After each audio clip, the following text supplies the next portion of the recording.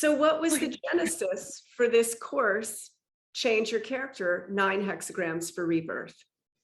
The genesis for this course is really a long time ago when I was 22 years old and I was in India and I was applying to go to graduate school in the US.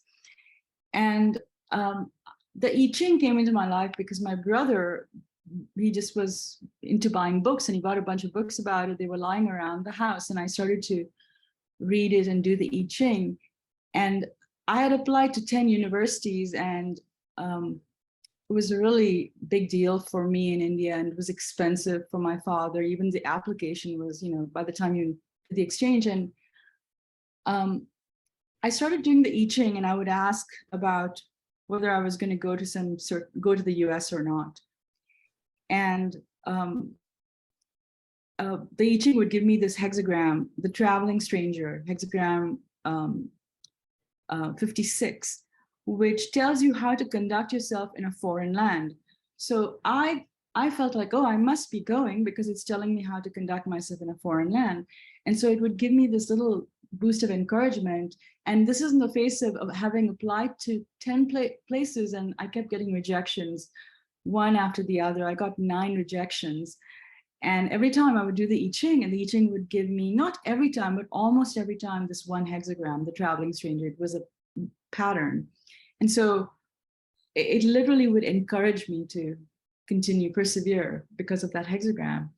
And then the last university gave me admission, but wouldn't give me financial aid. And again, the I Ching said, the traveling stranger. And my father didn't have the money to do that, And so then I called the dean and I asked the dean if he would, I said, if you want me to come to this college, you have to give me financial aid. And so he said, well, if you just get here, we'll give you financial aid. And so they did. They kept their word and I went. But if not for the I Ching, I would not have persevered. Early on in the process, I would have given up. As the rejection started to come in, I would have said I wasn't worth it and I shouldn't go and it's wrong. And something in me would have just, I know it. And so it really helped. And then I became a kind of really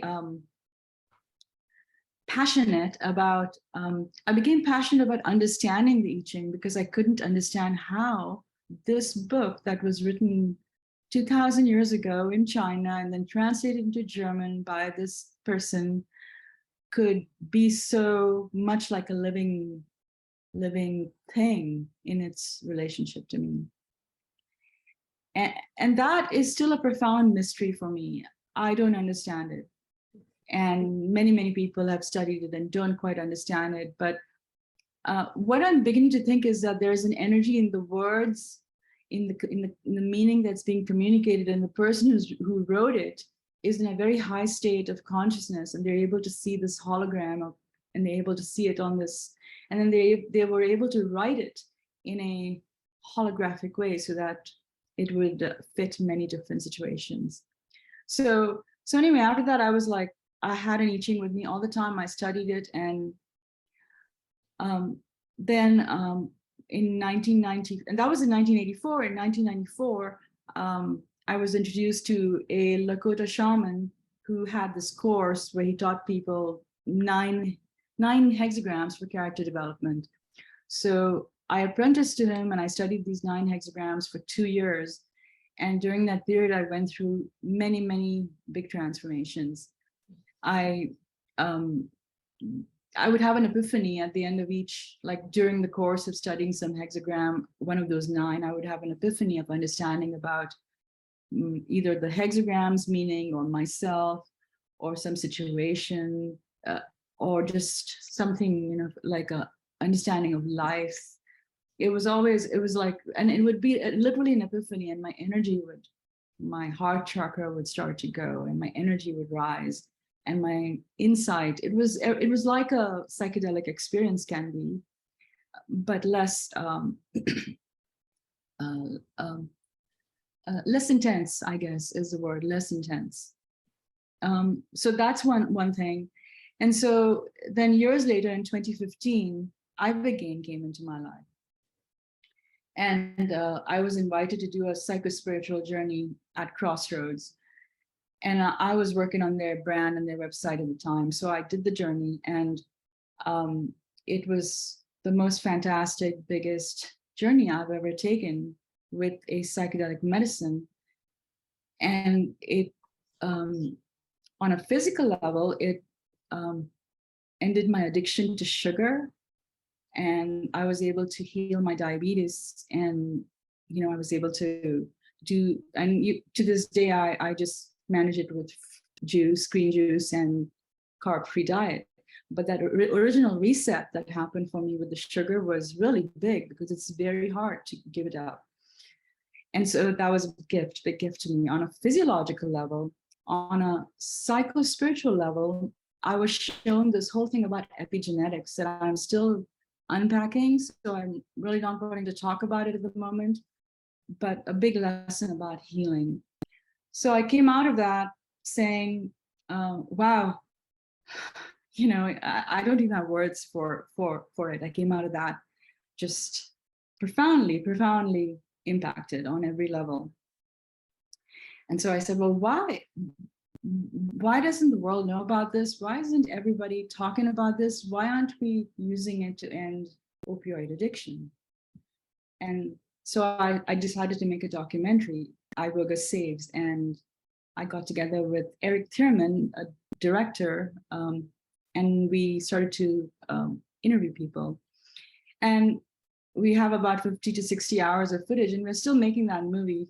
But along the way, I realized that it's not just that it's a psychedelic and it's a Schedule 1 still to this day, even though they know about it since 1962, that it can cure opioid addiction and other heart addictions. It's also that insurance doesn't cover it, and it's an expensive treatment because it's a powerful medicine, and it has these cardiac effects. It slows down your it slows down the interval between heartbeats. So if you have already a slow heartbeat, or you have arrhythmia, or you have something, I'm not a cardiologist, but there are certain conditions where it becomes dangerous. And so it has to be given under the proper, medical environment, with a doctor who understands what to do in a situation where there's a very small window. So that's one thing.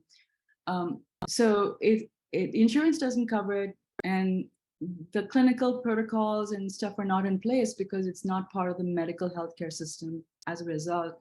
And so there's a fringe developed, there are clinics and places in Mexico where it's decriminalized and they administer ibogaine, but there are no protocols and there's no oversight, and so there's a lot of some shady, some just understaffed or under medical, under what's the word for it?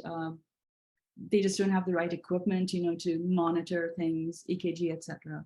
So all these conditions exist. So anyway, I started FEAT. I launched awake.net in 2021 with the FEAT program, and FEAT is the Fund for Entheogenic Addiction Treatment.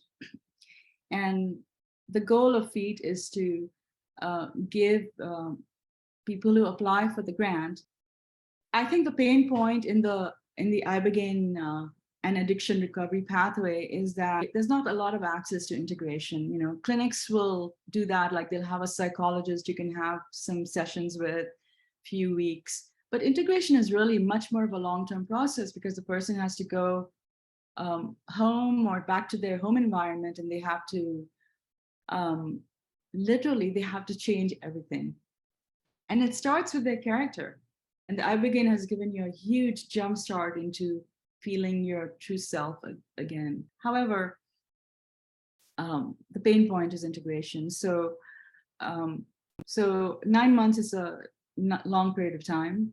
And the FEAT applicants, one of the agreements they make right up front is that they're going to do that 9-month program.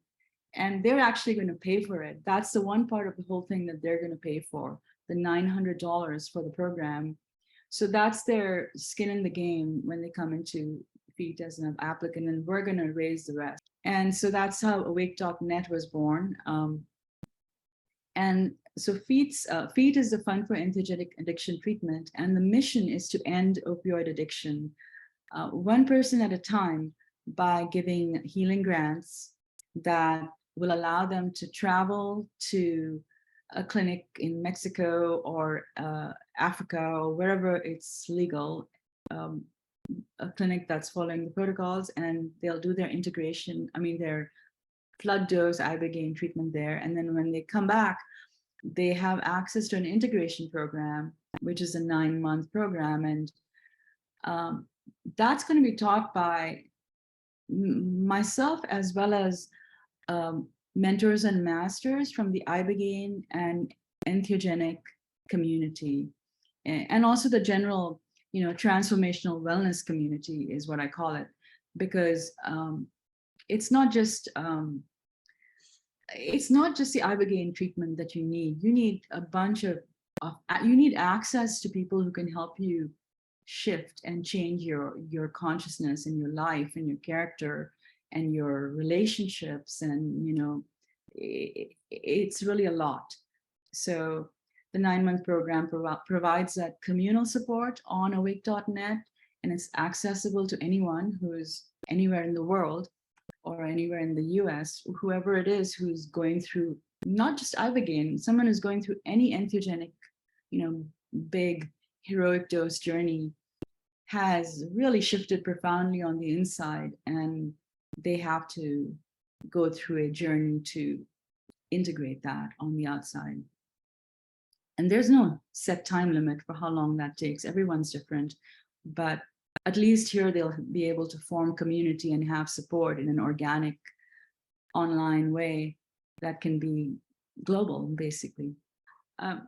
Really, once you cut through the kind of the ancient language and the using it as an oracle for divination, once you cut through that and you just study what it's saying as a philosophy, and you study what it is structurally, like what is it, you realize that the I Ching is really like a framework that is describing the nature of the universe, the nature of being, the nature of yin and yang, the like, it's describing this whole thing, and it's describing these energies that are moving through situations, and it there's like a right way and there's a wrong way. And so at every moment, even this one, there's a branching happening. You can go the right way or the wrong way. With every word, with every breath, you can do that. And so it teaches you how to become aware of that and how to understand what a situation is. And it'll give you these kind of archetypal situations.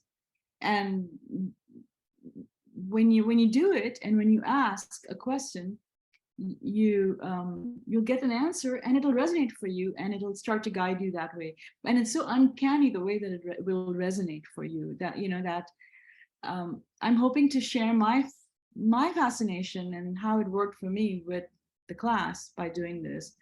But the other part of it is that if you've been addicted to heroin or something like that, you've done a lot of things that are out of integrity. You just have, because whether you're a victim of the current pharmaceutical situation or whether you got into it some other way, it has forced you to do things that are out of integrity. And so you have to bring yourself back into integrity, and that's part of the journey back to redemption. And there's no escaping it for most people. Obviously not everyone is like that, but for most people, that's what's happened to them. And so the I Ching shows you the right way over and over and over and over and over again. I would say also, if you want, because I really feel this, it is like having your own personal ancient sage, really. And it's working for you. It's totally the truth. Totally the truth. Yeah. And I think someone, coming off of just a major, just the trauma of addiction, they need that more than ever before. They need a sage by their side, essentially. Right. Yeah. Right. So the other thing I'm going to touch on with that sage by their side idea is that the I Ching itself was written was written for a time when the way had already been lost. And it was written during a time when the way had been lost, because the first written version was by King Wen. And I think that's some kind of cosmic joke about time, King Wen. You know, he was in prison, and he imprisoned by his nephew, who was jealous because he favored another nephew, something like that. And this nephew was a king, and he imprisoned him, and he forced him to eat the boiled flesh of the other nephew who got killed. So this is the horrific situation inside of which the I Ching was written. And what he's saying is that and so obviously society had already long lost its bearings, you know, by the time that something like that has happened. And we're kind of in that kind of society on many levels. You know, we've lost our understanding of right and wrong. And for many people, that used to come from religion and church, and they lost that association a long time ago. And so the I Ching is like a kind of a neutral philosophy, because it's Chinese, and, you know, it's like Taoism. It's very universal. So I think it doesn't matter what spiritual orientation you have or don't have, the I Ching can help you find the right way. So that's why I think it's a good tool. Yeah, I agree. And also it is spiritual. It speaks to a creator. It speaks to a higher intelligence, right. which is also, you know, a secular, they want secular, that's godless. Right. You know, and this is like, that's not where wisdom comes from. You know, comes from nature and that God of nature. And the I Ching is a reflection of nature, I think, too, very much. Yeah, definitely, very much so. So Leibniz, I think Leibniz, who discovered the binary system, got it from the I Ching. The binary system is the root of technology. The 0101, that's the root of technology. So that literally came from the I Ching, and so that tells you how like connected it is to our world today. You know, yeah. It's definitely connected to nature, and not just nature in the sense of grass and trees in the world, but human nature. Oh, yeah, we are nature. We are nature, right. Yeah. Oh, this is so good, Lakshmi. So important and unique. And this is exactly what the field needs, is what you're bringing to it. You know, not this sort of dry, you know, but like, this is ancient wisdom. You're bringing, you know, you're marrying the wisdom of the ancients with today, you know, essentially. And I never thought of that, but yeah, I guess that's true. That is exactly what's happening. Is that. And also one thing I want to say about how difficult the I Ching is to understand at first, the struggle to understand it, even though it's obtuse, really provides, it just makes the insights more profound, because you couldn't understand it right away. It wasn't so easy that you could understand it right away. So when you do understand it, you know, it's a really big shift. Mm-hmm. So I think the fact that we have lost our spiritual moorings in some way as a culture is a casualty of this church and state being separated. Because when it got separated, people were going to school, but they weren't getting spiritual training or wisdom or philosophies anymore. So I think that's what's going on. You know, it's just when I was in India, we had this thing called moral science that they used to teach us. Because we were Hindus and not Catholics, they taught us moral science. Moral science was great because it taught you about principles of, you know, generosity and selfishness, and just basic stuff. Yeah. I mean, parents should be teaching that, and the children should be able to go to school and then have it reiterated in school from the ground up. I mean, that should just be a given. It's not, of course, as we know, but yeah. Yeah, so they're just raising automatons and they're indoctrinated. And although now it's I think school is very dangerous now, very dangerous. Not just the CRT, but all the sexuality and the insanity that they're teaching young children, like totally sexually traumatizing and confusing them. Like that is crazy. Yeah, I'm really glad you brought that up, because I think what we're doing here is a counter movement to what's happening there, that rather than address it directly, we're creating this thing. And part of the narrative that the I Ching brings in is this idea of maleness and femaleness, because everything in the I Ching is divided into these two camps, maleness and femaleness, yin and yang. Yeah, and compliments. yeah, they complement, yeah, but then it's all about unity, and that unity or united consciousness is not male or female, it's gender neutral. It's just this, that's not the identification when you're in that consciousness.